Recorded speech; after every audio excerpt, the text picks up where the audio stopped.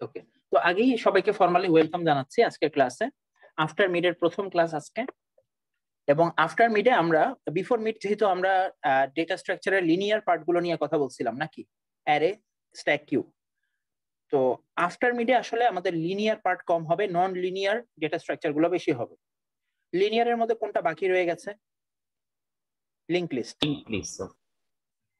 So আমরা শুরু করব লিংক লিস্ট দিয়ে। এটার পেছনে আমার 2 বা 3টা ক্লাস যাবে, এবং লিংক লিস্টের আইডিয়াটা যখন কনসেপচুয়াল আইডিয়াটা যখন তোমার ক্লিয়ার হবে এবং করেসপন্ডিং ল্যাব গুলোতে তুমি এই কাজটা দেখবে, এরপরে এই link list, array, stack, queue based কিছু ব্যাপার স্যাপার আমরা ইমপ্লিমেন্ট করার ট্রাই করব অন্যান্য জায়গায়। বাট এরপরের ম্যাক্সিমাম জায়গা আসলে আমরা এমফাসাইজ করব নন লিনিয়ার ডাটা স্ট্রাকচার গুলো নিয়ে, অর্থাৎ tree traversal, tree related different problems এবং graph related different problems. Graph theory এবং ট্রি ট্রাভার্সাল রিলেটেড বেশ কিছু প্রবলেম নিয়ে পরবর্তী সেমিস্টারে অ্যালগরিদম কোর্সে ইন ডিটেইলড আইডিয়া হবে। সো আফটার মিডের এই যে 10টা ক্লাস, এই 10টা ক্লাসে তুমি যদি ভালোভাবে পার্টিসিপেট করো, অ্যালগরিদম কোর্সের বিফোর মিড পর্যন্ত অনেক কিছুই তোমার কাছে খুব ইজি গোয়িং মনে হবে। I can assure you. So এটাকে সবাইকে একটু এমফাসাইজ করতে বলছি। এক, দ্বিতীয়ত কয়েকটা কাজ যেটা আমি বিফোর মিড আসলে দিয়ে প্রেশারাইজ করতে চাই না স্টুডেন্টকে, আফটার মিডে ওই কাজগুলো তো অবশ্যই আসবে। যেমন প্রেজেন্টেশনের ব্যাপারটা, একটা গ্রুপ অ্যাসাইনমেন্ট আছে, সেই গ্রুপ অ্যাসাইনমেন্টের বিষয়টা, আর হচ্ছে আর কি স্যার প্রেজেন্টেশন স্যার কি এটা ইন্ডিভিজুয়াল করতে হবে না গ্রুপ ভাবে করতে হবে? আচ্ছা, এটা এখন অন্যান্য কোনো ক্লাসে স্যারেরা বা ম্যাডামরা কি প্রেজেন্টেশন শুরু করেছেন কিনা মিডের আগেই? আবু বকর? হ্যাঁ স্যার, আমার একজন স্যার শুরু করছেন কবির স্যার, উনি ইন্ডিভিজুয়াল ভাবে নিয়েছেন স্যার।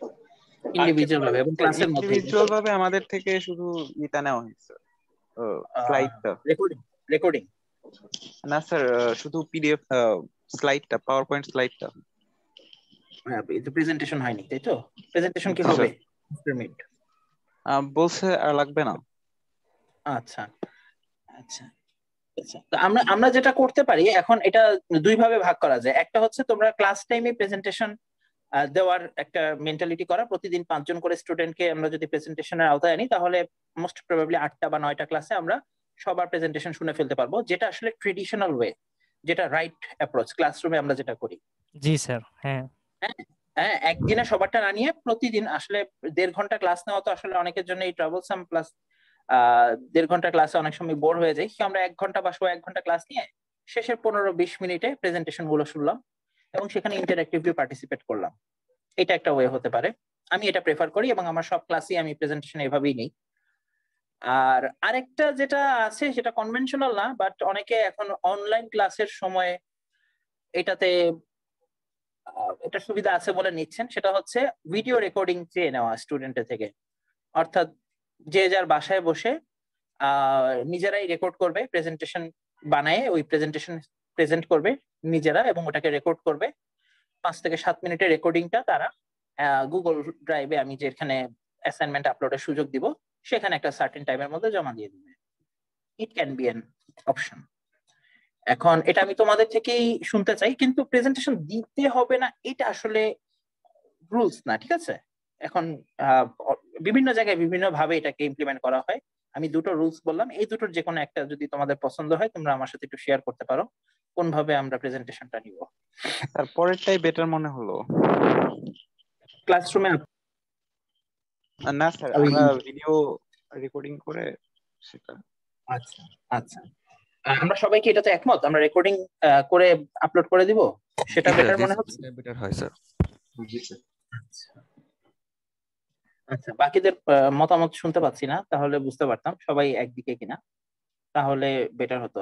আচ্ছা, ভিডিও করে নিজস্ব বাসায় ভিডিও করে রেকর্ড আপলোড করে দিব, এটার পক্ষে কয়জন আছে একটু হ্যান্ড রেজ করে দেখি। ক্লাসে প্রেজেন্টেশন না দিয়ে বাসায় রেকর্ডিং করে পাঠিয়ে দিব, সেটাই কয়জন আছে?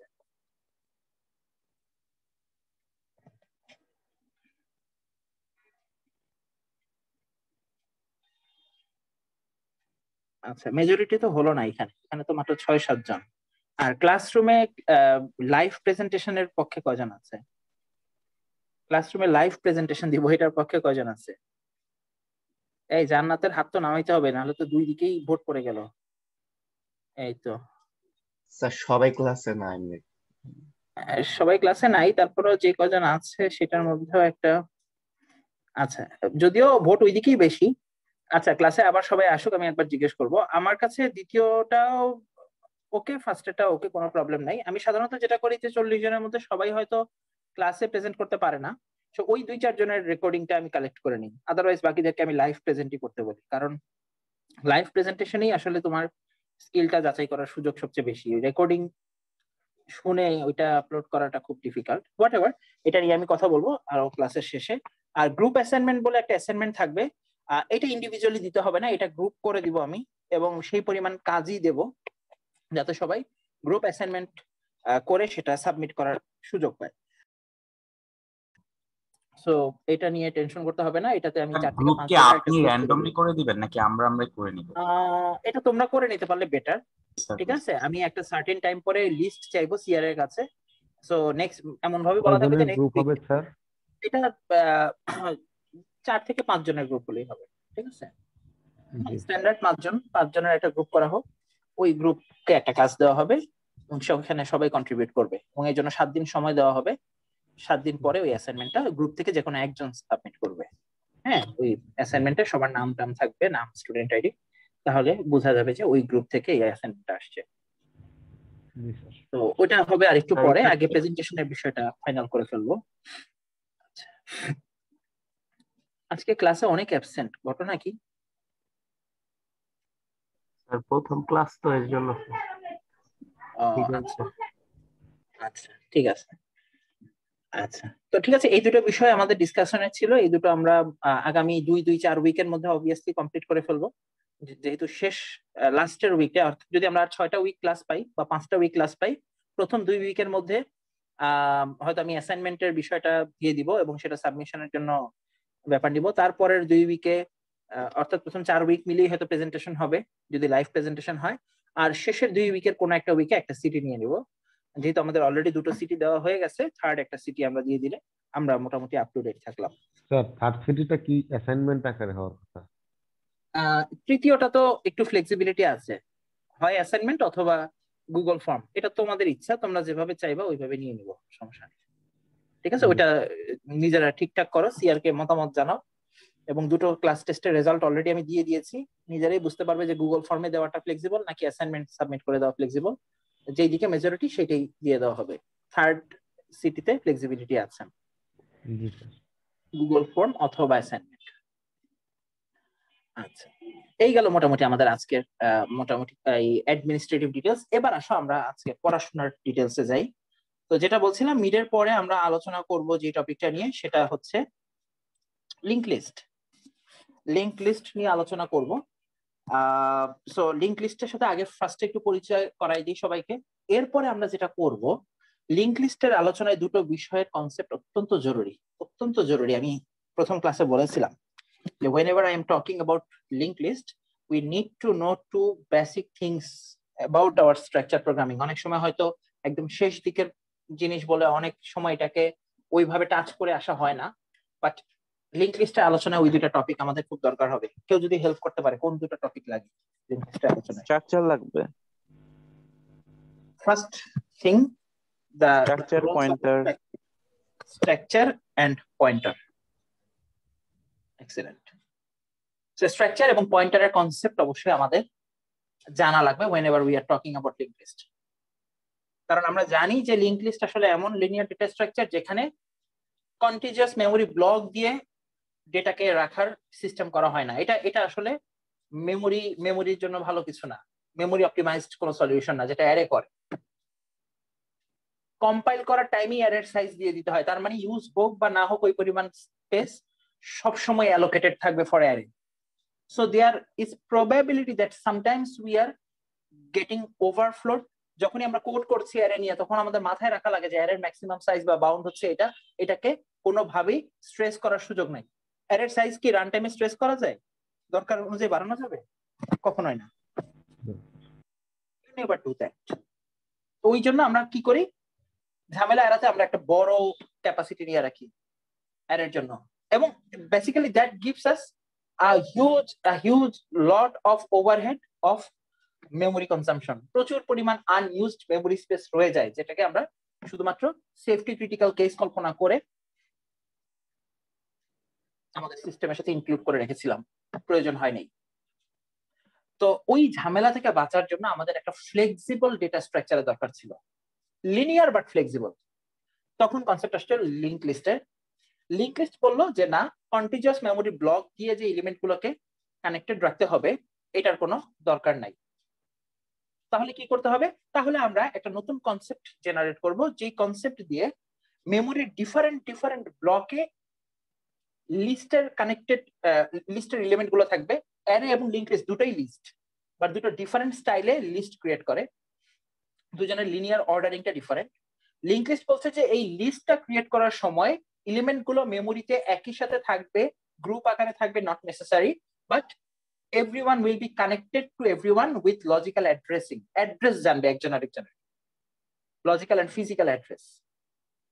মেমোরিতে কে কোথায় আছে সেটা যদি আমরা জানতে পারি, that means we are creating a list, we are creating a sequence where every single element or node has its own ancestor and descendants. প্রত্যেকটা নোডের একজন উত্তরসূরি একজন পূর্বসূরি থাকবে, এবং তারা যে একদম ডানে বামে পাশাপাশি দুটো মেমোরি ব্লকে থাকবে এটা নেসেসারি না, বাট অ্যারের মতোই বাকি সমস্ত ক্যারেক্টারিস্টিক্স মেইনটেইন করা হবে। তো লিঙ্ক লিস্টে আলোচনায় আসার আগে আমি একটু রিকোয়েস্ট পেয়েছিলাম যে যেন আমরা স্ট্রাকচার এবং পয়েন্টারের আইডিয়াটা একটু স্টুডেন্টের সাথে ক্লিয়ার করে নিই। আমার মনে হয় আমাকে এখানে 10-20 মিনিট সময় দিলে আমি একটু ওই দুইটা কনসেপ্ট আলোচনা করে দিতাম, যে what is structure and what is basically pointer and what's the application of pointer in terms of linked list. এখানে কি আমরা একটু সময় দিতে পারি কিনা? 10-20 খুবই ইম্পর্টেন্ট, কারণ অনেকেই এখন পর্যন্ত আমি যতটুকু জানি স্ট্রাকচার প্রোগ্রামিং শেষ, পয়েন্টার জানে না, পয়েন্টার কি করে, স্ট্রাকচার সম্পর্কে ভালো আইডিয়া নেই। আমি প্রথমত যে বিষয়টার সাথে পরিচয় করাতে চাই সেটা হচ্ছে স্ট্রাকচার। স্ট্রাকচারের বিষয়টা যদি বুঝতে চাও তাহলে সবচেয়ে সহজ হচ্ছে একটা এক্সাম্পল দেওয়া। স্ট্রাকচার এক ধরনের array type data structure. Array type বলাটা ভুল হবে, বাট এটাও এক ধরনের ডেটা স্ট্রাকচার। বাট আমরা তো বিভিন্ন টাইপের স্টোরেজ দেখেছি এখন পর্যন্ত structure programming. Single storage, integer, double, float, character, যাদের ক্যাপাসিটি খুবই লো, 1 বাইট 4 বাইট 8 বাইট জায়গা নিয়ে তারা একটা সিঙ্গেল ভ্যালুকে স্টোর করতে পারে। টাইপ অফ দ্যাট ভ্যালু বা ভেরিয়েবল ইজ মে ডিফার, কেউ ক্যারেক্টার, কেউ ফ্লোট, কেউ ডাবল, কেউ ইন্টিজার, বাট সবগুলো সিঙ্গুলার ভ্যালু ক্যারি করতে পারে। তো যখন দেখলাম যে ওই ধরনের কাজ দিয়ে আমাদের হচ্ছে না, আমাদের একই জাতীয় গ্রুপ ভ্যালু গুলোকে একসাথে রাখার একটা স্টোরেজ দরকার হলো, তখন আমরা প্লুরাল কনসেপ্টে চলে আসলাম, অ্যারে কে ইন্ট্রোডিউস করালাম, আমরা ক্যারেক্টার অ্যারে স্ট্রিং কে ইন্ট্রোডিউস করালাম। যখন দেখলাম একটা সিঙ্গেল ডাইমেনশন দিয়ে আসলে প্লুরাল ডেটাকে রাখা যাচ্ছে না, ডাইমেনশন বাড়ানো দরকার, তখন আমরা মাল্টি ডাইমেনশনাল অ্যারে দেখলাম। কিন্তু এই প্রত্যেকটা জায়গাতে একটা কমন জিনিস ছিল, সেটা হচ্ছে এরা সবাই হোমোজেনিয়াস এলিমেন্টকে একসাথে রাখার ব্যাপারে সিদ্ধান্ত নেয়। হোমোজেনিয়াস এলিমেন্ট তার মানে একটা অ্যারে, সেটা যদি ফ্লোট টাইপ হয় এটার মধ্যে all elements should be float, নাকি এটার মধ্যে কোনো গ্যাপ থাকবে না, অন্য কোনো টাইপের ডেটা এখানে আসতে পারবে না। এখন প্রশ্ন হচ্ছে, কেউ যদি বলে আমার এমন এক ডেটা টাইপ দরকার যেখানে আমি কোন একটা পার্সন বা কোন একজন স্টুডেন্টের সমস্ত ইনফরমেশন রাখতে চাই, সবগুলো ইনফরমেশন একটা সিঙ্গেল ভেরিয়েবলের আন্ডারে থাকবে। এবার আমার রিকোয়ারমেন্টটা দেখো, আমি এমন একটা ভেরিয়েবল চাচ্ছি যে ভেরিয়েবলটা কি করবে, কোন একজন পার্সনকে রিপ্রেজেন্ট করানোর জন্য অথবা কোন একজন স্টুডেন্টকে টোটালি রিপ্রেজেন্ট করানোর জন্য যে ইনফরমেশন দরকার সবাইকে একটা সিঙ্গেল ভেরিয়েবলের মধ্যে রাখবে। এবার কিন্তু প্রবলেমটা বেশ ডিফারেন্ট। একজন পার্সনকে তুমি যদি সঠিকভাবে রিপ্রেজেন্ট করতে চাও, কি কি ইনফরমেশন দরকার বাংলাদেশের পার্সপেক্টিভে? নেম, তার নেমটা জানা দরকার, registration number, for example NID, তার ফোন নাম্বার, ফর এক্সাম্পল তার এজ। তো খেয়াল করে দেখো, একটা পার্সনকে সঠিকভাবে রিপ্রেজেন্ট করতে ফর এক্সাম্পল এই 4টে ইনফরমেশনই আমার জন্য দরকার, আরো বেশি হতে পারে এটা, বাট এই যে 4টে ইনফরমেশনের সমন্বয়ে একটা পার্সন গঠিত হয়, এটাকে যদি তুমি একটা ভেরিয়েবলের আন্ডারে আনতে চাই, এটা আমার জন্য করতে পারে, তো পারে কোন ভেরিয়েবল? তখনই কনসেপ্ট আসলো যে নতুন একটা ভেরিয়েবল টাইপ আমরা ইন্ট্রোডিউস করব যার নাম হবে স্ট্রাকচার।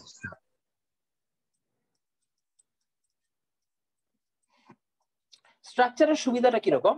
স্ট্রাকচারের মধ্যে গ্রুপ আকারে অনেকগুলো ডিফারেন্ট স্ট্রাকচার এলিমেন্ট তৈরি করা যায়। আমরা পার্সন টাইপের একটা স্ট্রাকচার তৈরি করতে পারি। পার্সন টাইপের একটা স্ট্রাকচার তৈরি করতে পারি। এখন এই পার্সনের বৈশিষ্ট্য বা ক্যারেক্টারিস্টিক্স গুলো এই স্ট্রাকচারের নিজস্ব ভেরিয়েবল হবে। খেয়াল করে দেখো, নেম একটা স্ট্রিং, এনআইডি এটা হতে পারে একটা লং ইন্টিজার, তাই না? এটা একটা লং ইন্ট হতে পারে। ফোন নাম্বার এটাও একটা লং ইন্ট হতে পারে বা জাস্ট ইন্টিজারে হতে পারে। এইজ একটা ফ্লোটে নিতে পারি আমরা। খেয়াল করে দেখো, এখানে যে ভেরিয়েবল গুলোকে ইন্ডিপেন্ডেন্টলি আমার প্রয়োজন একটা পার্সনকে সঠিকভাবে প্রকাশ করার জন্য, এদের সবার টাইপ সেম না, তারপরেও তারা একটা সিঙ্গেল ভেরিয়েবলের আওতায় থাকবে। এরকম ঘটনা যদি ঘটাতে হয় তাহলে কাইন্ডলি তুমি স্ট্রাকচারের হেল্প নাও। ব্যাপারটা বোঝা গেছে কিনা?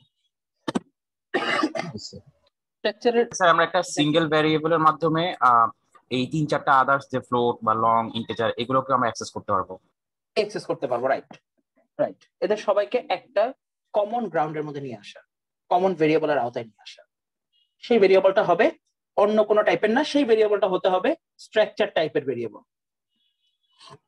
এবং স্ট্রাকচারটার নাম কি? স্ট্রাকচারের নাম হবে পার্সন। এই এক্সাম্পলটা দেওয়ার সময় আমি সবসময় আরেকটা এক্সাম্পল দিই। এটা আমি আমার স্ট্রাকচার প্রোগ্রামিং ল্যাবেও দিয়েছিলাম যারা ক্লাস করেছে। এক্সাম্পলটা অনেকটা এরকম, তোমরা বাসে বা ট্রেনে যখন যাতায়াত করো সবসময় খেয়াল করে দেখবা যে একটা গ্রুপ অফ হকার্স থাকে, তারা ওই প্যাকেটে করে কিছু প্রোডাক্ট একসাথে বিক্রি করে না? দেখছো কিনা ব্যাপারটা? প্যাকেটে প্রোডাক্ট বিক্রি করে জি স্যার। আইটেম একসাথে, একটা নেইল কাটার, একটা ব্রাশ, একটা মোবাইল কভার, একসাথে, কোনোটার সাথে কোনোটার মিল নেই। 3-4টা আইটেম একটা প্যাকেটে করে রাখে এবং বাসে উঠে তারা সবগুলো আইটেমের ব্যাপারে পরিচয় করায় দেয়। প্রশ্ন হচ্ছে, তুমি কি ওই ওই বান্ডেল থেকে যে কোনো একটা সিঙ্গেল এলিমেন্ট কিনতে পারবা, না কিনলে সবকিছু কিনতে হবে? ব্যাপারটা বুঝো। মোস্ট অফ দ্য কেসেস কি হয় ঘটনাটা? কিনলে তোমাকে পুরো প্যাকেজটাই কিনতে হবে, তাই না? পুরো প্যাকেজটাই তোমাকে কিনতে হবে, পুরো প্যাকেজটার জন্য সে একটা দাম সেট করে। এই ঘটনাটার সাথে স্ট্রাকচারের ঘটনার অত্যন্ত মিল আছে। ওই ব্যক্তি একটা বড় থলের মধ্যে 4টা ডিফারেন্ট প্রোডাক্ট রেডি করেছিল, 4টার প্রত্যেকটা ডিফারেন্ট টাইপের। প্রশ্ন হচ্ছে, তার কাছে এরকম থলে কি একটা আছে না একাধিক আছে? অনেকগুলো আছে। খেয়াল করে দেখো, প্রত্যেকটার মধ্যে এরকম 4টা করে আইটেম আছে। সে হকার আসছে। এখন প্রশ্ন হচ্ছে, বিক্রি হওয়ার আগ পর্যন্ত এগুলোর কোনো মালিকানা আছে? ব্যাপারটা বোঝো, এগুলো কার আইটেম সেটা বলে কোনো ডিসিশন দেওয়া যাবে? হকার বাদ দাও, হকার তো এক জায়গা থেকে আছে, কিন্তু যদি কোনো কাস্টমার এখন পর্যন্ত এটাকে না কেনে তখন পর্যন্ত এগুলোর কোনো মালিকানা সেট করা হয়েছে? হয়নি। যখনই ফর এক্সাম্পল আমার ক্লাসের একজন স্টুডেন্ট বাসে বসে মনে করলো, ফর এক্সাম্পল শোয়েব,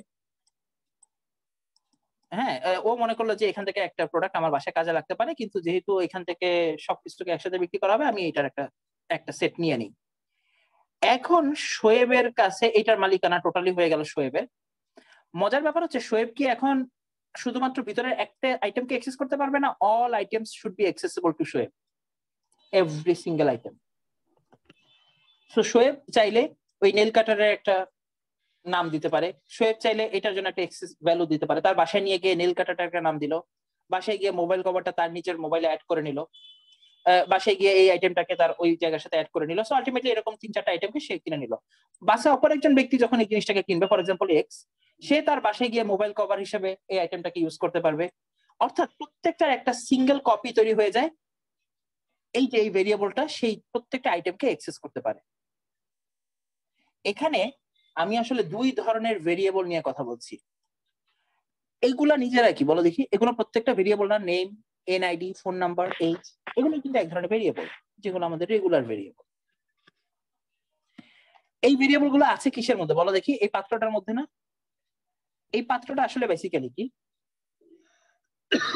এটা হচ্ছে গিয়ে একটা, এই প্রত্যেকটা হচ্ছে এক একটা স্ট্রাকচার, এবং এই স্ট্রাকচারটাকে যদি হকার এই স্ট্রাকচারটার নাম দিত, সেই স্ট্রাকচারের কি নাম দিত? ডেইলি নিড, নাকি? তার কাছে তো সে এমন ভাবে প্রকাশ করবে যে এটা ডেইলি নিড মানুষের। সো আলটিমেটলি এই স্ট্রাকচারের নাম হচ্ছে ডেইলি নিড। সো এইখানকার যে ভেরিয়েবল গুলো, এগুলো বেসিক্যালি কি টাইপের ভেরিয়েবল? ডেইলি নিডের মেম্বার ভেরিয়েবল। কি ভেরিয়েবল? ডেইলি নিডের মেম্বার ভেরিয়েবল, অর্থাৎ স্ট্রাকচারের মধ্যে বসবাসকারী, স্ট্রাকচার গঠনকারী সদস্য ভেরিয়েবল গুলোকে বলা হয় স্ট্রাকচারের মেম্বার ভেরিয়েবল। আর শোয়েব যখন এই আইটেমটা কিনে বাসায় নেবে, এই আইটেমটা কেনার জন্য এমন একটা ভেরিয়েবল লাগবে যেই ভেরিয়েবলটা টাইপ হতে হবে কি? যেই ভেরিয়েবলটা টাইপ হতে হবে ডেইলি নিড টাইপ, অর্থাৎ যার ডেইলি নিড আছে। শোয়েব একটা variable, but say structure member variable না, সে হচ্ছে স্ট্রাকচার টাইপের ভেরিয়েবল। স্ট্রাকচার টাইপের ভেরিয়েবল। ব্যাপারটা এমন, পার্সন হচ্ছে কি আমার স্ট্রাকচারটা, এই স্ট্রাকচার তৈরি করার জন্য যে 4টা ভেরিয়েবল লেগেছে, এই 4টা ভেরিয়েবল হচ্ছে আমাদের স্ট্রাকচারের মেম্বার ভেরিয়েবল। এখন ফর এক্সাম্পল পার্সন হিসেবে আমি যদি একটা কিছু কিনতে চাই, এই পার্সন স্ট্রাকচারটাকে অ্যাক্সেস করতে চাই, তাহলে আমাকে হতে হবে পার্সন টাইপ ভেরিয়েবল, অর্থাৎ এটা একটা স্ট্রাকচার টাইপের ভেরিয়েবল। ফর এক্সাম্পল অন্য কোনো ব্যক্তি যদি এটার এক একটা কপি নিতে চায়, প্রত্যেককে হতে হবে এই পার্সন স্ট্রাকচার টাইপের ভেরিয়েবল। সো এখানে দুই ধরনের ভেরিয়েবলের ব্যাপারে মাথায় রাখতে হবে, একটা হচ্ছে স্ট্রাকচারের মেম্বার ভেরিয়েবল যারা স্ট্রাকচারটা তৈরি করে, আরেকটা হচ্ছে বাসে বসে থাকা যাত্রীরা যাদেরকে ওই ডেইলি নিডটা প্রয়োজন আছে বলে তারা ওইটার একটা প্রোডাক্ট খরিদ করে, এই জন্য তাদেরকে ওই টাইপের ভেরিয়েবল হিসেবে ডিক্লেয়ার হতে হয়। ব্যাপারটা কি আমরা বুঝতে পারলাম কিনা? স্ট্রাকচারের মেজর কনসেপ্টটা কি?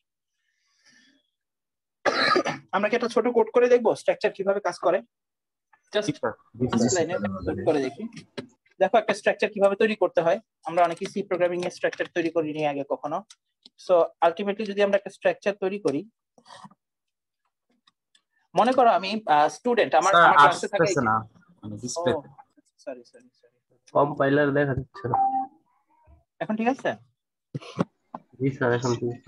আচ্ছা, তো আমি একটা ছোট টেস্ট কোড রান করে দেখতে চাই স্ট্রাকচারকে বোঝার জন্য।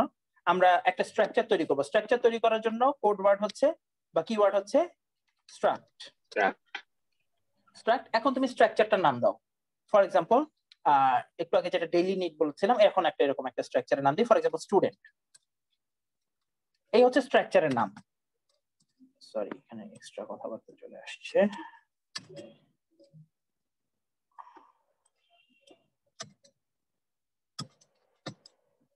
ওকে, সো স্ট্রাকচার স্টুডেন্ট আমি তৈরি করেছি। এখন এই স্ট্রাকচারটা তৈরি করার সময় ওর মেম্বার গুলো দিয়ে রেডি করতে হবে। স্ট্রাকচারটা এখনো ফাঁকা আছে, ওর মেম্বার আইটেম দিতে হবে। তো একজন স্টুডেন্টকে সঠিকভাবে প্রকাশ করার জন্য আমার যা যা লাগে আমি সেগুলো দিব। স্টুডেন্টের নেম লাগে, সো একটা ক্যারেক্টার অ্যারে নিয়ে নিব নেম নামে। আর কি লাগতে পারে? স্টুডেন্টের আইডি লাগতে পারে, যেটা একটা ইন্টিজার ভেরিয়েবল আইডি। তার সিজিপিএ টা ইম্পর্টেন্ট, সো সেটা আবার একটা ফ্লোট টাইপের ভেরিয়েবল। দেখো স্ট্রাকচারের মধ্যে যে ভেরিয়েবল গুলো আছে এটাকে তুমি তোমার মতো কাস্টমাইজ করতে পারো। Float, CGPA, right. এই হচ্ছে স্ট্রাকচার। এই তিনজন কি? এরা প্রত্যেক হচ্ছে স্ট্রাকচারের মেম্বার ভেরিয়েবল। প্রত্যেকে হচ্ছে স্ট্রাকচারের মেম্বার ভেরিয়েবল। কোন স্ট্রাকচারে? স্টুডেন্ট স্ট্রাকচারে।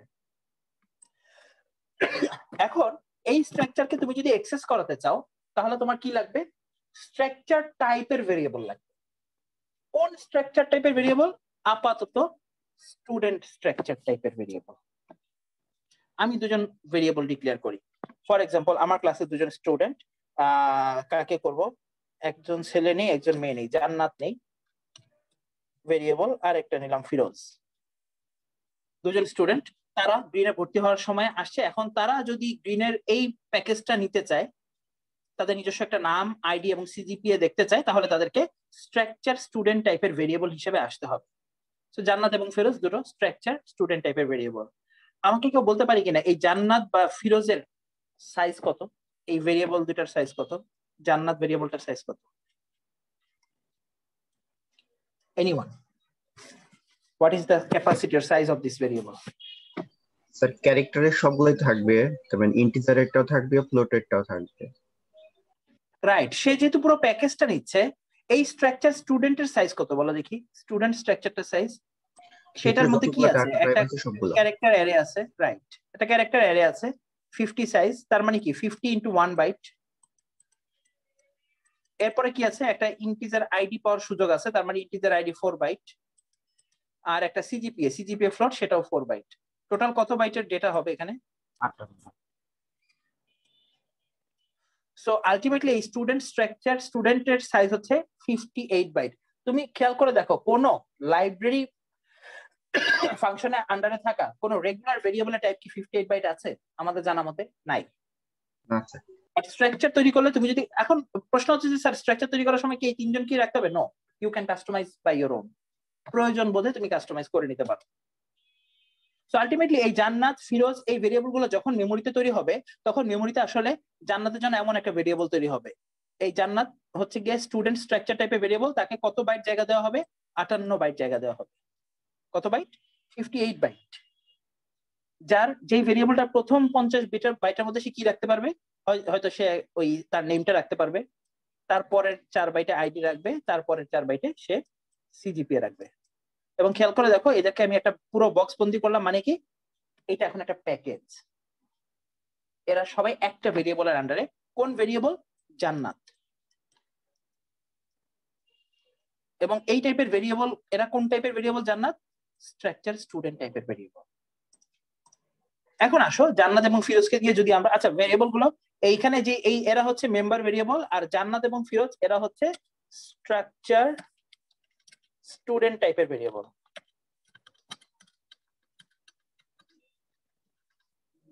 স্টুডেন্ট স্ট্রাকচার টাইপের ভেরিয়েবল, এদের ভ্যালু ডিফারেন্ট। এখন আমরা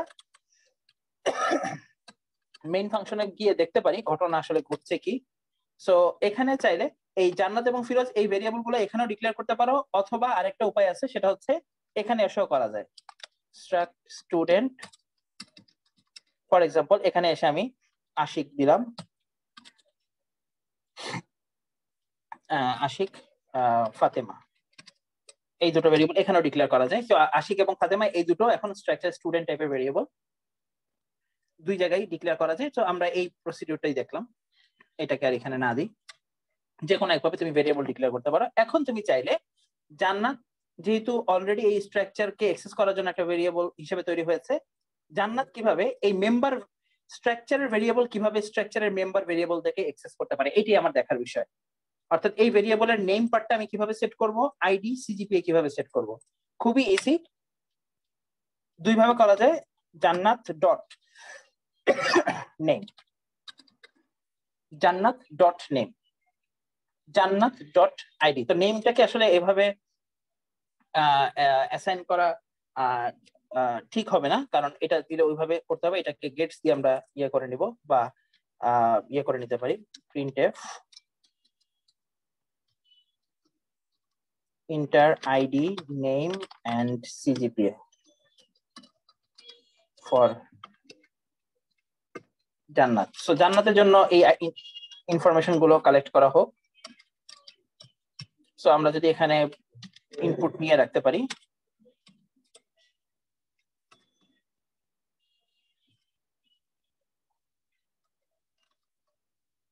তো ইনপুট নিব, তো রাখবো কোথায়? খেয়াল করে দেখো, এখানে কিন্তু আমরা নেম আইডি সিজিপিএ কালেক্ট করছি, বাট এটা জান্নাতের জন্য। সো এখানে জান্নাত যেহেতু আমার স্ট্রাকচার টাইপের ভেরিয়েবল, আমাদের রেফারেন্স দিতে হবে জান্নাত ডট নেম, জান্নাত ডট আইডি, জান্নাত dot name dot CGPA.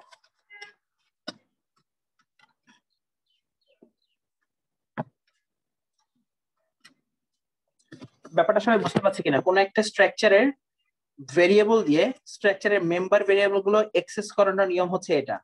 Dot operator দিয়ে তার বাম পাশে থাকবে স্ট্রাকচার টাইপের ভেরিয়েবল, আর ডান পাশে থাকবে স্ট্রাকচারের মেম্বার ভেরিয়েবল। সো জান্নাত স্ট্রাকচার টাইপ ভেরিয়েবলের আইডি পার্টটা এখানে ইউজার যা ইনপুট দিবে সেটা দিয়ে সেট হয়ে যাবে। জান্নাতের নেম পার্টটা ইউজার এখানে যা ইনপুট দিবে সেটা দিয়ে সেট করা হবে। ফিরোজ এখানে এফেক্টেড হবে না। ফিরোজের জন্য যে 58 বাইট সেটা মেমোরিতে আলাদাভাবে স্টোর করা আছে, জায়গা রাখা আছে, but that will not be affected whenever we are accessing or taking data for Jannat variable. So তুমি চেক করে দেখতে পারো যে whether it works or not. So আমরা আচ্ছা যদি আমরা চেক করে দেখি এখানে, এটা একটা ওয়ে। আমি আরেকটা ইয়ে দেখাতে চাই, সেটা হচ্ছে যদি তুমি স্ট্রাকচার টাইপের অ্যারে তৈরি করতে চাও, ফর এক্সাম্পল আমার ক্লাসের স্টুডেন্ট তো আর 2 জন না, আমার ক্লাসের স্টুডেন্ট অনেক, সো এদের জন্য কোনো একটা অ্যারে তৈরি করা যায় কিনা সেটাও করা যাবে। ফর এক্সাম্পল আমি একটা অ্যারে তৈরি করতে পারি 5 জন স্টুডেন্টের। কেউ আমাকে বলতে পারে কিনা এই অ্যারেটা কোন টাইপের অ্যারে এবং এই অ্যারেটার সাইজ কত? What is the size of this array? Size হবে 58x5 আর হচ্ছে আপনার ইয়া হবে হচ্ছে সাইজ হবে স্টুডেন্ট টাইপের স্যার। রাইট, তার মানে খেয়াল করে দেখো এই যে এস, এটা একটা অ্যারে, বাট এটা যেন তেন অ্যারে না। এই অ্যারেতে কয়টা সেগমেন্ট আছে? 5টা সেগমেন্ট আছে। বাট এই 5টা সেগমেন্টকে তুমি যদি জুম করো তুমি দেখবে যে এই প্রত্যেকটা সেগমেন্টের মধ্যে কয়টা পার্ট আছে? 3টা পার্ট আছে। এইটা যে 58 বাইট, সেই 58 বাইট তৈরি হয়েছে এখানকার 50, 4 এবং 4 বাইট দিয়ে। প্রত্যেকটার মধ্যে এরকম 3টা পার্ট আছে, যেটার মধ্যে নেম রাখা যাবে, আইডি রাখা যাবে, সিজিপিএ রাখা যাবে। এখন তুমি চাইলে এই কাজটা খুব ইজিলি ইউজারের থেকে ইনপুট নিয়ে সলভ করে ফেলতে পারো। সো আসো আমরা দেখি কোন একটা স্টুডেন্টের, যদি 3 জন স্টুডেন্টের জন্য এই কাজটা কমপ্লিট করি, তাহলে আমরা একটা লুপ চালিয়ে স্টুডেন্টের ইনফরমেশন গুলো আমরা ইউজারের থেকে নিয়ে নিতে পারি। এখানে সিম্পল লুপ কাজ করবে। সো এই স্ট্রাকচারের অ্যারেটাকে অ্যাক্সেস করার জন্য আমরা একটা লুপ চালাই।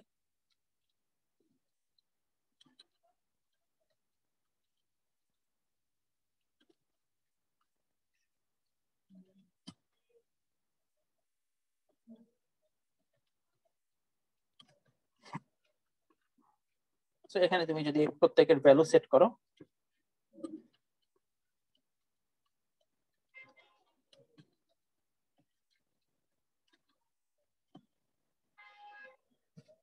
খেয়াল করে দেখবো আমাদের ফার্স্টে যেহেতু আমরা ডেটা ইনপুট নিচ্ছি এবং স্ট্রাকচারের প্রত্যেকটা ভেরিয়েবলের জন্য আমরা ডেটা রাখতে চাই, প্রথমে আমরা ডাটা রাখবো S0-তে, স্ট্রাকচার অ্যারের 0তম ইন্ডেক্সে।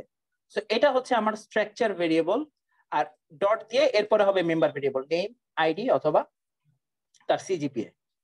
সো আলটিমেটলি এখানে এই পি দিয়ে আমরা স্ট্রাকচারের কোন অ্যারের কোন ইন্ডেক্সকে অ্যাক্সেস করতে চাই সেটা, ডট ফর এক্সাম্পল তার আইডি। সো আলটিমেটলি তুমি আমরা গেটস দিয়ে ইয়ে নিয়ে নিতে পারি, নেম নিয়ে নিতে পারি, বাট নেম শুধু নেম দিলে হবে না, স্ট্রাকচার অ্যারের p-তম পজিশনের নেমকে আমার কালেক্ট করতে হবে। আবার একটা স্ক্যানআপ দিয়ে আমরা চাইলে সিজিপিএটা নিয়ে নিতে পারি। সো আলটিমেটলি এভাবে তুমি লুপ চালিয়ে স্ট্রাকচারের প্রত্যেকটা পজিশনের ডেটা ইউজারের থেকে কালেক্ট করতে পারো। খেয়াল করে দেখো এই লুপটা যতবার চলবে 9টা ডেটা ইনফরমেশন ইউজারের থেকে ইনপুট নেবে এবং প্রত্যেকটা স্টুডেন্টের নেম, আইডি এবং সিজিপিএ এখান থেকে আমরা সেট করে ফেলতে পারবো। সো আলটিমেটলি প্রত্যেকবার দেখো ফার্স্টে আমাদের জন্য আইডি যাচ্ছে। সো প্রথম স্টুডেন্ট আইডি ফর এক্সাম্পল 10, তার নেম করিম এবং তার সিজিপিএ হচ্ছে 3.44। ফার্স্ট ইনফরমেশন গুলো দেওয়া শেষ। Second student ID 20, Jamal. এখানে কি কোনো প্রবলেম আছে কিনা গেটস দিয়ে নেওয়াতে?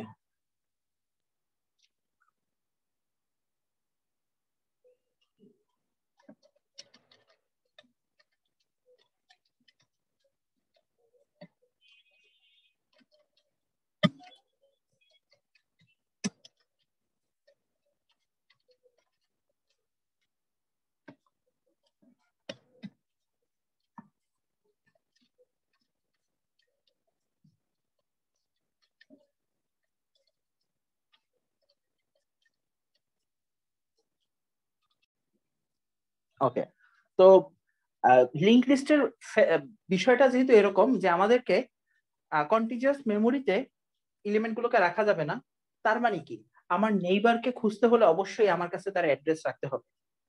এবং আমি যেহেতু একজন এলিমেন্ট, আমার কাছে অবশ্যই একটা ডেটা থাকবে, কারণ যে কোনো ডেটা স্ট্রাকচার আমরা তৈরি করি কেন? ডেটা রাখার জন্য, ডেটাকে অপটিমাইজ করার জন্য।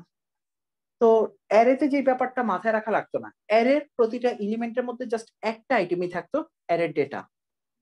কিন্তু লিংক লিস্টের ক্ষেত্রে কোনো একটা আইটেমের মধ্যে আর একটা আইটেম রাখলে হবে না, ডেটা পার্টও রাখতে হবে, আর একটা পার্ট হবে কি নেক্সট নেইবারের অ্যাড্রেস।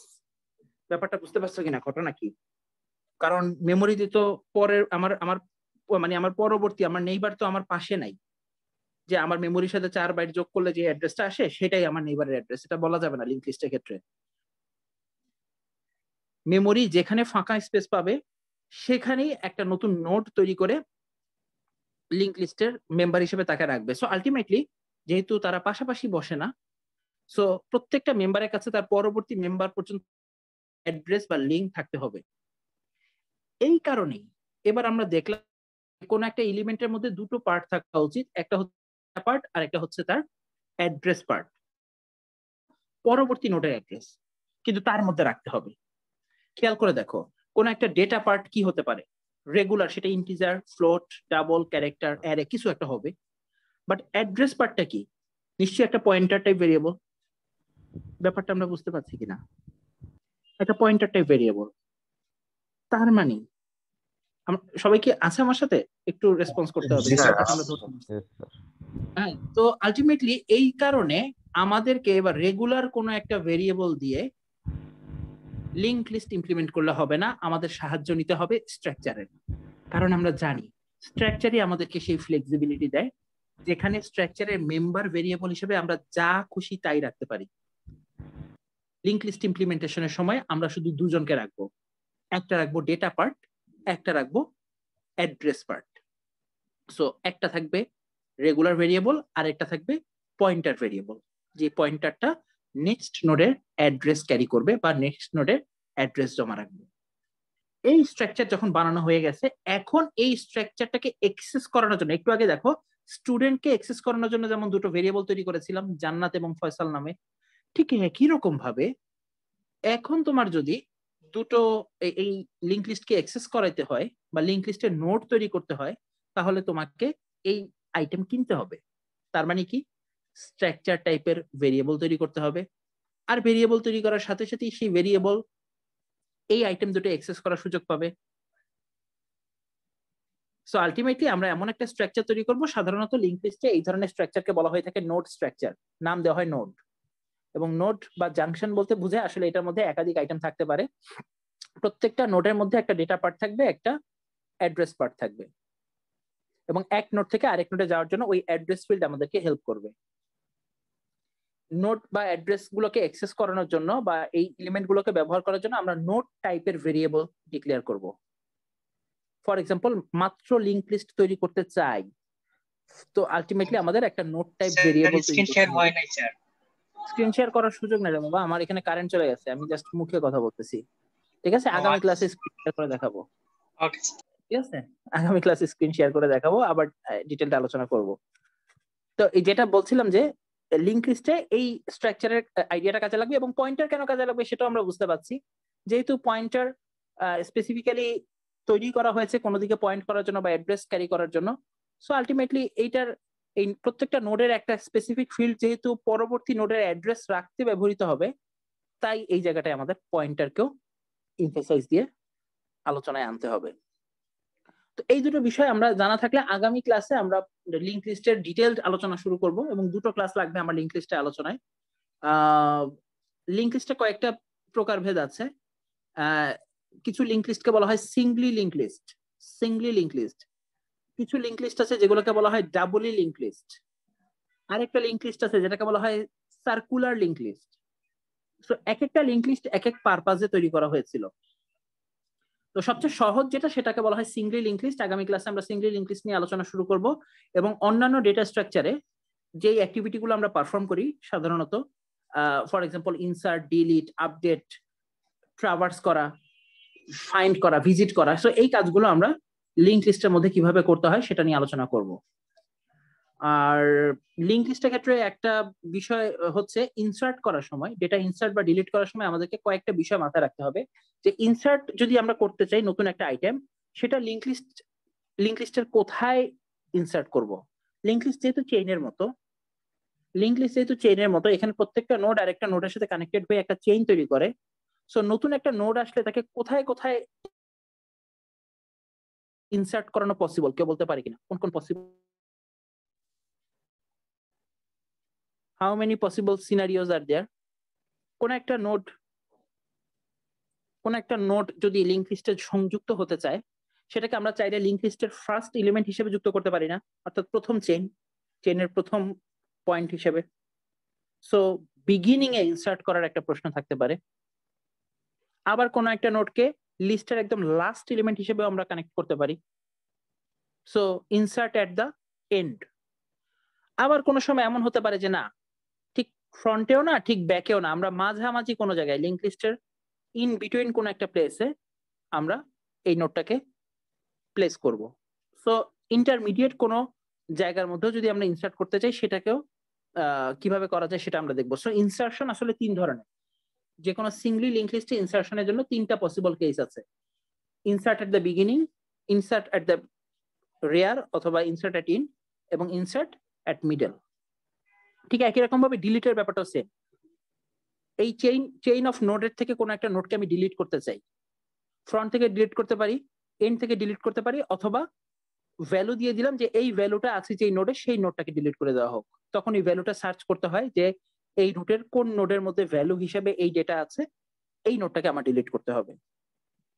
সো কোন একটা নোডকে ডিলিট করলে সাধারণত দেখা যায় কি, চেইনের মধ্যে থেকে যদি কোন একটা পুঁতি খুলে পড়ে, আলটিমেটলি কি হয়, চেইন দুটো ডিফারেন্ট সেগমেন্টে পরিণত হয় না? তোমরা তো দেখেছোই আমাদের বাসা বাড়িতে যে চেইন আছে, গলায় পরার চেইন, চেইনের থেকে যদি কোনো একটা পার্ট খুলে পড়ে, চেইন কি দুটো ডিসকানেক্টেড পোর্শনে পরিণত হয় না?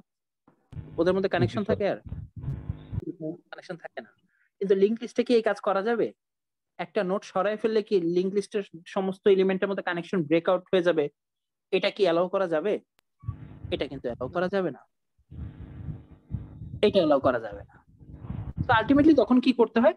তখন এমন একটা বুদ্ধি করতে হয় যাতে যে নোটটা মরে গেছে বা যে নোটটা আমরা ডিলিট করে দিচ্ছি, কিল করছি যে নোটকে, সেই নোডের কাছে যার অ্যাড্রেস ছিল, সে মারা যাওয়ার আগে ওই অ্যাড্রেস যদি তার পিছনের জনকে বলে যে ভাই আমার অ্যাড্রেস তোমার কাছে রেখে লাভ নাই, আমি তো চলেই যাচ্ছি, তুমি এখন থেকে ওর অ্যাড্রেস রাখো, তো আলটিমেটলি তাহলে কিন্তু আবার সেই, যেহেতু এখানে একটা ফিজিক্যাল অ্যাড্রেস জানাশোনার মাধ্যমে সম্পর্ক তৈরি হয়, ব্যাপারটা এমন যে ক, খ এবং গ পাশাপাশি বসেছিল, ক ওই সিরিয়াল থেকে বের হয়ে যেতেছে, ক এর কাছে আছে খ এর অ্যাড্রেস, খ এর কাছে আছে গ এর অ্যাড্রেস। খকে তুমি যদি এই লিস্ট থেকে বের করে ফেলতে চাও, তাহলে আলটিমেটলি যেটা করতে হবে, খ বের হয়ে গেলে কিন্তু ক এবং গ দুটো ডিসকানেক্টেড পোর্শনে পরিণত হলো। যদি তুমি সেটা আটকাতে চাও, তাহলে খ এর কাছে জমা থাকা অ্যাড্রেসটা এখন কাকে জানাই দিতে হবে?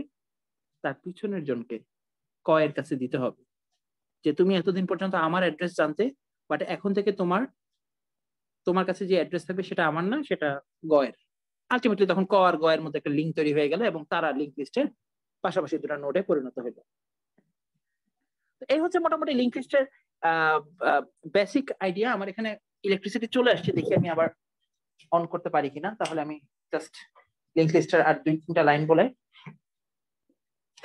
আগামী ক্লাস থেকে স্টার্ট করব।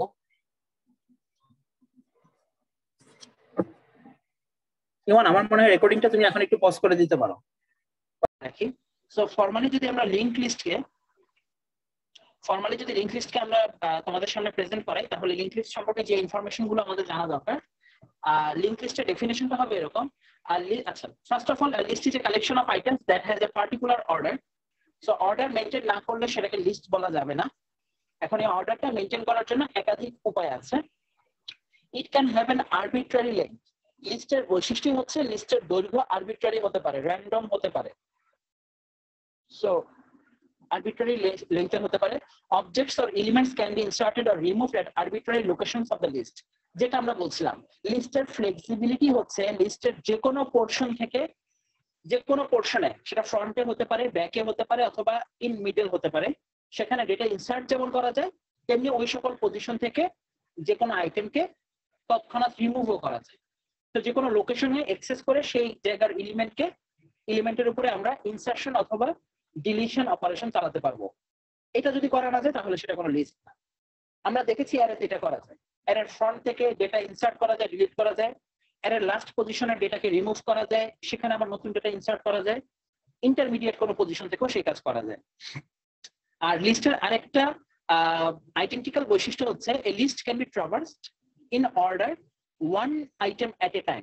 লিস্টকে তুমি যদি ট্রাভার্স করতে চাও, ভিজিট করতে চাও, আইটেম বাই আইটেম ট্রাভার্স করতে হবে, one item at a time. অর্থাৎ লিস্টের প্রত্যেকটা আইটেমকে তুমি যদি ট্রাভার্স করে লিস্টের ফ্রন্ট থেকে লাস্ট পর্যন্ত যদি যেতে চাও, তাহলে প্রত্যেকটা আইটেমকে একবার টাচ করে যেতে হবে। সো আলটিমেটলি যে আইটেম এই ফ্রন্ট থেকে এন্ড পর্যন্ত ট্রাভার্সের মধ্যে আসলো না, সেই আইটেম এই লিস্টের সদস্য বলে মেনে নেওয়া হবে না। সো লিঙ্ক লিস্টের নিজস্ব কিছু বৈশিষ্ট্য আছে, এটা সবাইকে বাসার কাজ হিসেবে দিয়ে দিলাম। অ্যাবস্ট্রাক্ট ডেটা টাইপ বলতে কি বোঝায় এটা একটু জেনে নিবা, কারণ লিঙ্ক লিস্টের প্রথম বৈশিষ্ট্য হচ্ছে সেটা একটা অ্যাবস্ট্রাক্ট ডেটা টাইপ। লিঙ্ক লিস্টে কি কি বেসিক অপারেশন আমরা করতে পারি, যেগুলো আমরা অন্যদের ক্ষেত্রে অন্য ডেটা স্ট্রাকচারে করেছি, ইনসার্ট, ডিলিট, ফাইন্ড, ভিজিট করা বা প্রিন্ট করা, এটসেট্রা। আর লিঙ্ক লিস্টের কিছু ভেরিয়েশন আছে, আমি আগেই বলেছিলাম যে সবচেয়ে সিম্পল টাইপ লিঙ্ক লিস্ট হচ্ছে সিঙ্গলি লিঙ্ক লিস্ট, তার থেকে একটু কমপ্লেক্স হচ্ছে circular link list. Singoli link লিস্টে কিছু ড্রব্যাক আছে, প্রবলেম আছে, যেটাকে ওভারকাম করার জন্য আরেক টাইপের লিঙ্ক লিস্ট আলোচনা করা হয়েছে, যেটাকে বলা হয় ডাবলি লিঙ্ক লিস্ট। ডাবলি লিঙ্ক লিস্ট, এবং এই ডাবলি লিঙ্ক লিস্টের আরেকটা সার্কুলার ভার্সনকে বলা হয়ে থাকে সার্কুলার ডাবলি লিঙ্ক লিস্ট। অর্থাৎ বেসিক্যালি লিঙ্ক লিস্ট দুই ধরনের, সিঙ্গলি এবং ডাবলি। সো সিঙ্গলি লিঙ্ক লিস্টকে যদি আমরা সার্কুলার করে দেই তাহলে এটা হবে সার্কুলার সিঙ্গলি লিঙ্ক লিস্ট, আর ডাবলি লিঙ্ক লিস্টকে সার্কুলার করলে সেটা হবে ডাবলি সার্কুলার লিঙ্ক লিস্ট। সো মোটামুটি চারটা প্যাটার্নই তৈরি করা যায় লিঙ্ক লিস্টের, আমরা সবগুলোই দেখবো। আচ্ছা, সো লিঙ্ক লিস্টের কিছু টার্মিনোলজিস আছে, যে টার্মিনোলজিস গুলো আমরা একটু জেনে নিলে ভালো।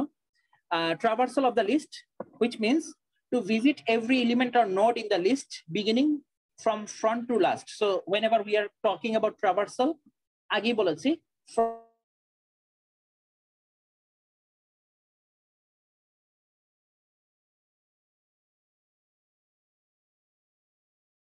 অ্যারে বলো বা অন্য যে কোনো লিনিয়ার ডেটা স্ট্রাকচার বলো, এখানে প্রত্যেকটা আইটেম বা এলিমেন্টের একজন প্রিডিসেসর এবং একজন সাকসেসর থাকে।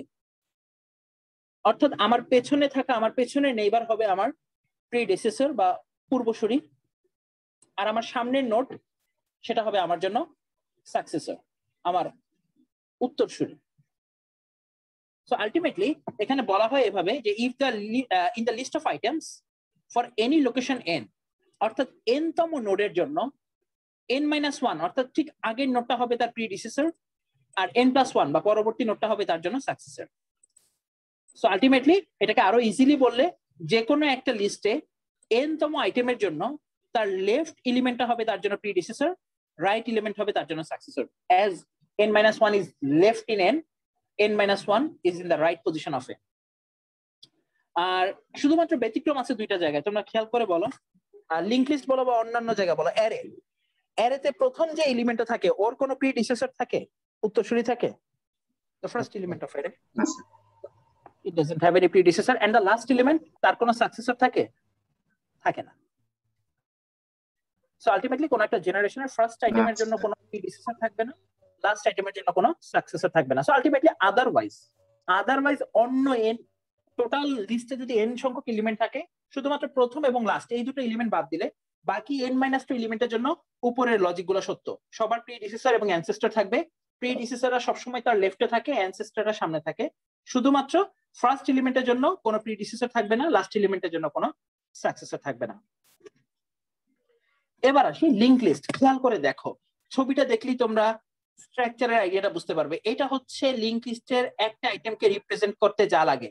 দেখো, একজন পার্সনকে সঠিকভাবে রিপ্রেজেন্ট করতে 4টা আইটেম দরকার ছিল, বাট লিঙ্ক লিস্টের প্রত্যেকটা আইটেমকে রিপ্রেজেন্ট করতে কয়টা আইটেমের দরকার? 2টা। সবুজ অংশে যেটা, সেটা হচ্ছে তার অ্যাড্রেস, সেই অংশটা হচ্ছে তার ডেটা, আর যে অংশটা এই ব্লুইশ কালার সেটা হচ্ছে একটা পয়েন্টার সেকশন। তার মানে লিঙ্ক লিস্টে প্রতিটা নোড তৈরি করার জন্য তোমার একটা স্ট্রাকচার ব্যবহার করতে হবে। স্ট্রাকচারের মেম্বার ভেরিয়েবল থাকবে কয়টা? কাইন্ডলি রেসপন্স করো। How many member variables should be in that structure? 2. One member variable will be of type data, যে ধরনের ডেটা নিয়ে তুমি কাজ করতে চাও সেই ডেটা টাইপে হবে প্রথম মেম্বার ভেরিয়েবলটা, আর আরেকটা মেম্বার ভেরিয়েবল হবে পয়েন্টার টাইপের। আমাকে বলতে পারবা পয়েন্টার যখন আমরা ডিক্লেয়ার করি তখন কিন্তু একটা প্রশ্ন আসে, এটা কোন টাইপের পয়েন্টার? ইন্টিজার পয়েন্টার একটা ইন্টিজারের দিকে পয়েন্ট করতে পারে, ফ্লোট পয়েন্টার একটা ফ্লোট টাইপ ডেটার দিকে পয়েন্ট করতে পারে। তোমরা কি খেয়াল করেছো এই পয়েন্টারটা কার দিকে পয়েন্ট করে আছে? কেউ আমাকে এইটার ব্যাখ্যা দাও, এই পয়েন্টারটা কার দিকে পয়েন্ট করে আছে? বি এর দিকে। হ্যাঁ, আবার আবার আবার বললাম বি এর দিকে। বি এর, এটা বলাটা একটু ভুল হলো, আসলে বি এর দিকে হলে বি এর মধ্যে ঢুকিয়ে দিত, ব্যাপারটা এরকম। এটা কিন্তু আসলে টোটালি এই নোটটার দিকে পয়েন্ট করে আছে। এই যে এই দ্বিতীয় বি, এই এটা যদি আমাদের নোড নাম্বার 1 হয়, এটা যদি 2 হয়, এটা যদি 3 হয়, সেকেন্ড নোডের যেই অ্যাড্রেস ফিল্ডটা, সেকেন্ড নোডের অ্যাড্রেস ফিল্ডটা কার দিকে পয়েন্ট করে আছে? 3 নাম্বার নোডের দিকে। তার মানে এই স্পেসিফিক পয়েন্টারটা কি টাইপের পয়েন্টার? এইটা একটা নোড টাইপের পয়েন্টার। আবার বলি, এটা নোড টাইপের পয়েন্টার। ইন্টিজার টাইপের পয়েন্টার ইন্টিজারের দিকে পয়েন্ট করে, ফ্লোট টাইপের পয়েন্টার ফ্লোটের দিকে পয়েন্ট করে, নোড টাইপ পয়েন্টার একটা নোডের দিকে পয়েন্ট করে, যেই নোডের মধ্যে একাধিক ফিল্ড আছে। ব্যাপারটা বুঝতে পারলাম কিনা? সো একটা নোড টাইপ পয়েন্টার, এই স্টার্টিং ইয়াটা দেখো, এই এখানে যে আলাদা করে একটা হেড টাইপ পয়েন্টার দেওয়া আছে, এটা কি? এটা হচ্ছে অ্যানসেস্টরের অবস্থা, অর্থাৎ ইনিশিয়ালি এই যে চেইনটা শুরু হয়েছে, চেইনের ইনিশিয়াল ব্যক্তির অ্যাড্রেস কি কারো কাছে জানা থাকে? কথা বলছো? 2 এর অ্যাড্রেস জানে এ এর অ্যাড্রেস ফিল্ডটা, 1 এর অ্যাড্রেস ফিল্ড। 3 নাম্বার নোডের অ্যাড্রেস জানে 2 নাম্বার নোডের অ্যাড্রেস ফিল্ড, কিন্তু 1 নাম্বার নোডের অ্যাড্রেস জানবে কোন নোডের অ্যাড্রেস ফিল্ড।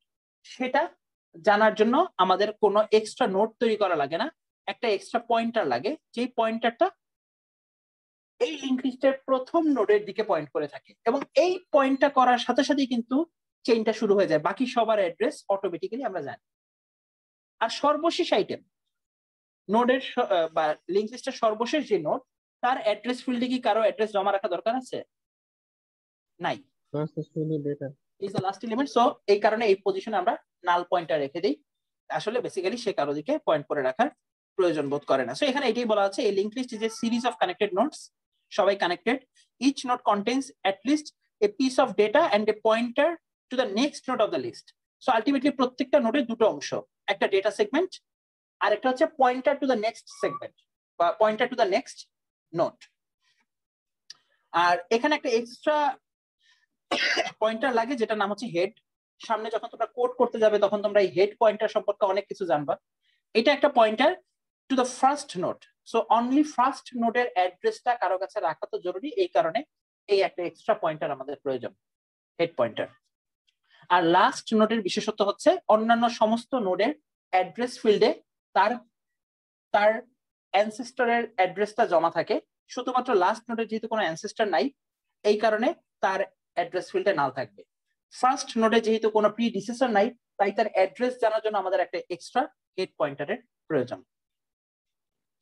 এই হচ্ছে মোটামুটি লিংক লিস্টের আউটার লুক। লিংক লিস্টের অ্যানাদার পার্সপেক্টিভ, এগুলো অলরেডি আমি আলোচনা করেই ফেলেছি, যে a list is a linear collection of varying length of homogeneous components. Homogeneous বলতে বোঝায় যে এরা সবসময় একই টাইপের ডেটা ক্যারি করবে।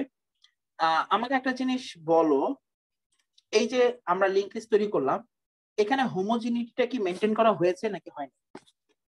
তারা সবাই একই টাইপের ডেটা ক্যারি করে কি করে না? না স্যার। কেন করে না? যে কোনো ডেটা স্ট্রাকচারের পার্টিকুলার দুটো সেলের দিকে তাকিয়ে তারপরে কম্পেয়ার করবে। যেমন অ্যারেতে যখন তুমি তাকাও, অ্যারেতে এই দুটো পজিশনে থাকা দুটো ইন্ডেক্সে থাকা দুটো ভ্যালু যদি ডিফারেন্ট হতো তাহলে কি বলা হতো? যে সে হোমোজেনিটি মানে না। কিন্তু একটা ইন্টিজার অ্যারেতে অবশ্যই এই পজিশনে একটা ইন্টিজার থাকলে এই পজিশনেও একটা ইন্টিজার থাকবে। অ্যারেতে এই সেলটা আসলে কি মিন করে?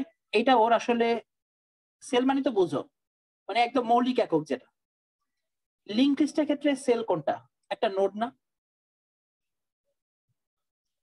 খেয়াল করে দেখো তো এই নোডের মধ্যে যে অংশ, প্রত্যেকটা নোডে কি সেটা সেম কিনা? এটা যদি না হয় তাহলে ঘটনা আলাদা। কখনো এই একজনের মধ্যে থাকা দুটো এলিমেন্টকে কম্পেয়ার করো না, ব্যাপারটা বোঝো। এরা দুজন কি দুটো আলাদা সেল এরকম, নাকি এরা মিলিতভাবে একটা নোড একটা সেল? অনেকে এই জায়গাটা ভুল করে ফেলে, অনেকে বলে যে স্যার ওরা তো হোমোজিনিয়াস ডেটা রাখে না। আপনি দেখেন লিংক লিস্টের একটা নোডের মধ্যে একটা হচ্ছে ডেটা ফিল্ড, যেটার মধ্যে ইন্টিজার, ফ্লোট, ডাবল টাইপের ডেটা থাকে, আর একটার মধ্যে পয়েন্টার থাকে। তাহলে কিভাবে হোমোজিনিয়াস হলো? এইখানেই আমাদের ভুল। কখনো এই দুজনের মধ্যে কম্পেয়ার দিবা না, কম্পেয়ার করতে হবে একটা নোড সাথে আরেকটা নোড। এইখানে এ বি সি এরা যদি একই টাইপের না হয় তাহলে এটা হোমোজিনিটি ব্রেক করে। এখানে যে পয়েন্টার আছে এই তিনটা পয়েন্টার যদি সেম টাইপের না হয়, তিনটা কেন, এই চারটা পয়েন্টার যদি সেম টাইপের না হয় তাহলে এরা হোমোজিনিটি ব্রেক করে। এদের মধ্যে একটা পয়েন্টার যদি হয় ইন্টিজার টাইপের পয়েন্টার, আর একটা ফ্লোট টাইপের পয়েন্টার, আর একটা যদি হয় নোড টাইপ পয়েন্টার, তাহলে বলতে হবে এটা হোমোজিনিটি মেইনটেইন করে না। কারণ একটা ইন্টিজার টাইপ পয়েন্টার একটা float type pointer same item না। তার মানে প্রত্যেকটা নোড বা প্রত্যেকটা cell of this link list are not carrying the same type of data. But এখানে তা হয় না, কখনো না। লিনিয়ারিটি মেইনটেইন করা হয় এবং তার সাথে হোমোজিনিটিও মেইনটেইন করা হয়। এই জন্যই এই সেলটাকে আলাদা করে আঁকা হয়েছে। ডেটা ফিল্ডে যে ডেটা এবং কালারও সেম দেওয়া হয়েছে এবং এরা একই টাইপ ডেটা সবাই ক্যারি করছে, এটা বোঝানোর জন্য। সো আলটিমেটলি হোমোজিনিটি তারা মেইনটেইন করে, লিনিয়ার অর্ডারও মেইনটেইন করে, অ্যারের মতো করে না। বাট যেহেতু একজন আরেকজনের অ্যাড্রেস জানে, তার মানে অবভিয়াসলি কখনো ব্যাপারটা বোঝো, এর পাশের মেমোরি সেলে যে বি এর থাকতে হবে বা নোড 1 এর পাশের মেমোরি সেলে যে নোড বি এর থাকতে হবে এমন কোনো দরকার আছে? বি যদি এখানে তৈরি হতো তাহলে কোনো সমস্যা ছিল? পয়েন্ট তো এইদিকে করলেই হতো। আর সি কে পয়েন্ট করার জন্য বি এর অ্যাড্রেস ফিল্ড কোথায় পয়েন্ট করলেই হতো। ব্যাপারটা বোঝা গেছে কিনা? বি যদি মেমোরি লোকেশনের এখানে না হয় অন্য কোথাও হয়,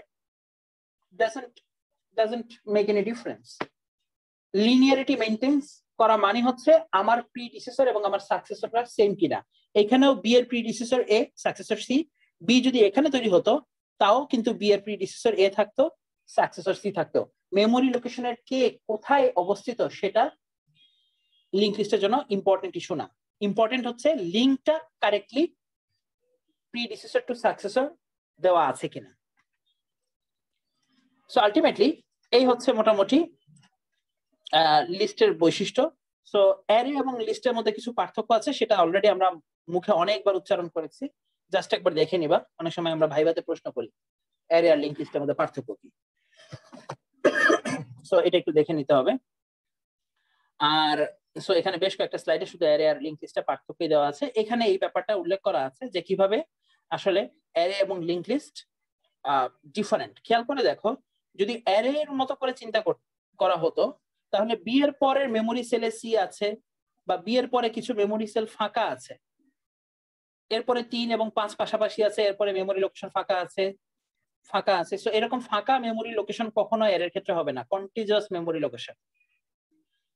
কিন্তু আলটিমেটলি লিংক লিস্টের ক্ষেত্রে এটা হয় না। আমাকে কেউ বলতে পারে কিনা এই যে প্রত্যেকটা নোডের মাঝখানে যে গ্যাপ আছে, এই গ্যাপটা কেন দেওয়া হলো? এটা বোঝানোর মানে কি?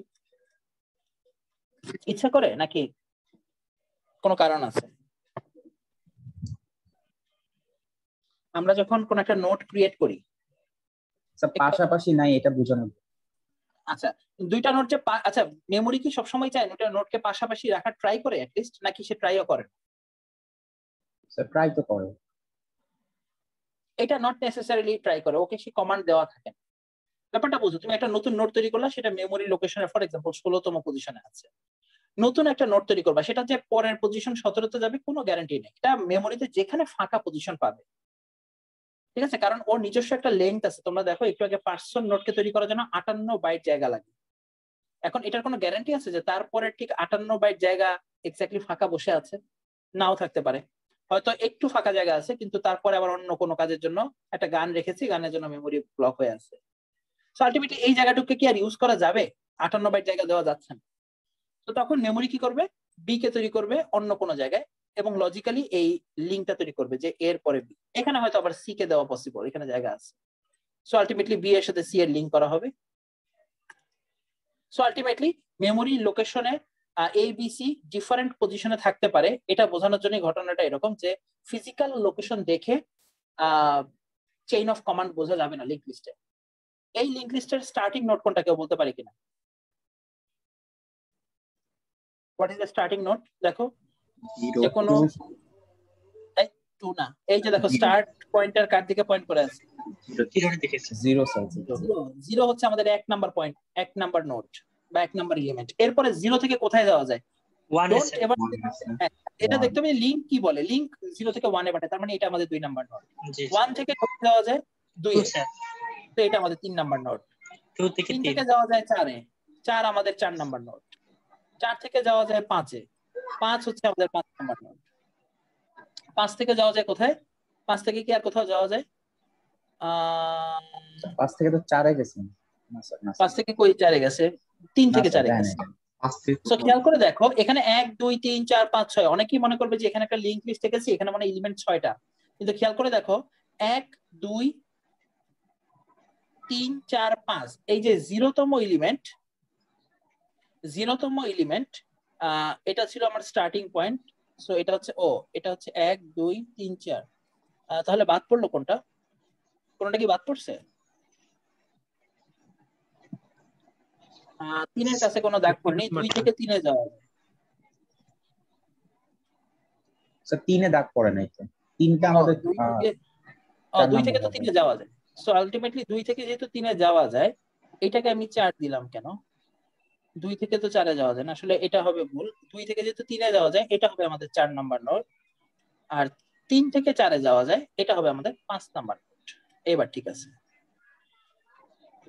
আর 4 থেকে যেহেতু 5 এ যাওয়া যায় এটা হবে আমাদের 6 number node now it is correct খেয়াল করে দেখো কোন নোড কিন্তু ফিজিক্যাল লোকেশনের কাছে নাই ফিজিক্যালি যেই ব্যক্তি আগে সে আসলে আমার লিংক লিস্টের থার্ড নোড ফিজিক্যালি যে ব্যক্তি আসলে পঞ্চম পজিশনে দাঁড়ায় আছে সে আমার লিংক লিস্টের first node so ultimately randomly তাদেরকে জায়গা দেওয়া হয়েছে র্যান্ডমলি মেমোরির এই পজিশনে জায়গা ছিল ফার্স্ট নোড ক্রিয়েট হয়েছে এখানে এরপরে যখন সেকেন্ড নোড তৈরি করার জন্য রিকোয়েস্ট পেয়েছে কম্পাইলার সেকেন্ড নোডটা সে মেমোরির ফাঁকা জায়গা তৈরি করেছে এখানে সো মাঝখানে একটু জায়গা ফাঁকা ছিল হয়তো এই জায়গা অন্য কিছুতে ফিল আপ অথবা এটা সাফিসিয়েন্ট না এই কারণে পরবর্তী পর্যাপ্ত জায়গায় নোড তৈরি করার জন্য যা লাগে সেখানে পরবর্তী নোডটা তৈরি হয়েছে সো অ্যারের সাথে ওর মেইন ডিফারেন্সটা এখানে ফিজিক্যাল লোকেশন বা ডিস্টেন্সিংটা এখানে একদম হোমোজেনিয়াস থাকবে না ফিজিক্যাল ডিস্টেন্সিং 0 থেকে 1 এর ডিস্টেন্স একদম ইকুয়াল 1 থেকে 2 মানে প্রত্যেকটা এলিমেন্ট সিমিলার ডিস্টেন্সে আছে এই কারণে 0 থেকে 5 এর দূরত্ব কত